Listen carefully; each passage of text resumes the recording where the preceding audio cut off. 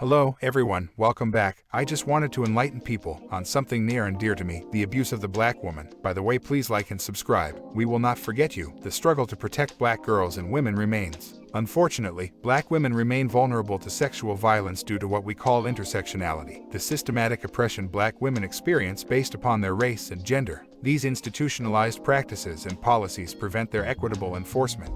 Because of what is known as the strong black woman archetype, the dangerous single story told about black women that uplifts their strength, perseverance and survival and minimizes their emotional well-being, tenderness and humanity, black women are rarely protected. In fact, black women are rarely protected. Playing video games with their nephew, Aditiana Coquist Jefferson, a 28-year-old black American woman, was shot and killed in her home by a white American police officer in Fort Worth, Texas, while she played video games with her nephew. Hanging out with friends at a park, Rekia Boyd was shot in the back of the head and killed by Dante Servin, an off-duty Chicago detective. Knocking on a door to seek help after a car crash, Renisha McBride walked to a neighborhood in Dearborn Heights, Michigan, where she knocked on the door of a house owned by Theodore Wafer, who shot her with a shotgun, suspecting a break-in. While not directly related to sexual violence, these stories are emblematic of the daily bias and institutionalized gendered racism black women experience when dealing with various systems such as criminal justice, education, and healthcare. Age or vulnerability doesn't protect us either. Many people are working hard to change these inequities by developing effective policies and practices. We already have policies to address sexual violence such as the Violence Against Women Act,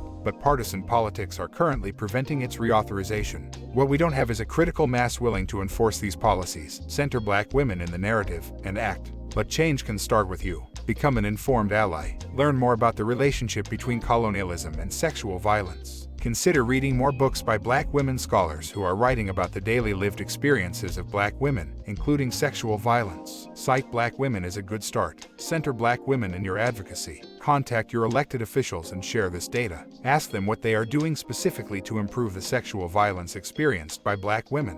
It may be helpful to explain how institutions contribute to gendered racism. Ask them to reauthorize the Violence Against Women Act. Support organizations that work on behalf of black women in your area. This may require you doing some research, talking with black women, and allowing them to tell you what they need. Black women should not be the forgotten survivors of sexual violence. The year is 2022. Maybe this will start another movement that will result in sustainable change for black women experiencing sexual violence. Black women are disproportionately at risk of sexual violence. Nearly 1 in 5 black women are survivors of rape, and 41% of black women experience sexual coercion and other forms of unwanted sexual contact. For every black woman who reports rape, at least 15 do not report. Many survivors do not report their assault for a variety of reasons, including shame, humiliation, fear of retaliation, racism, historical failure of law enforcement to believe and protect black women, and fear of unjust harm to black partners. But black survivors who do report sexual assault or violence are less likely to be believed than their white counterparts. Additionally, there is a connection between sex abuse and the eventual criminalization and incarceration of black women and girls. Girls in the juvenile justice system have typically experienced overwhelmingly high rates of sexual violence. Of women in jail, 44% of whom are black, 86% have experienced sexual violence. Modern-day perspective. Academic research and victimization surveys reveal that sexual violence is disproportionately targeted against women of color today, and that the violence they suffer is too often ignored. While this is a modern-day reality, it is based on historical sexism and racism that persists. For example, in Ohio, efforts to address the rape kit backlog have revealed